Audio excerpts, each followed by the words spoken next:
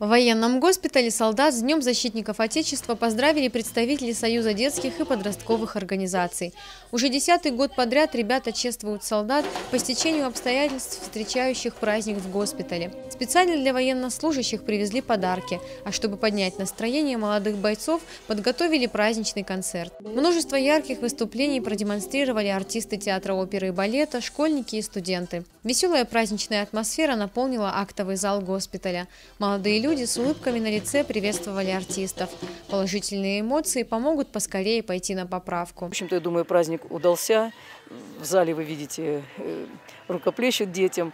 И, в общем-то, я думаю, эти мероприятия нужны как детям в плане воспитательного, здесь и патриотическое, и гражданское воспитание, как и этим ребятам, которые понимают, что они не безразличны никому. То есть мы их очень уважаем, и сегодняшнюю дань этому празднику мы отдали именно в госпитале.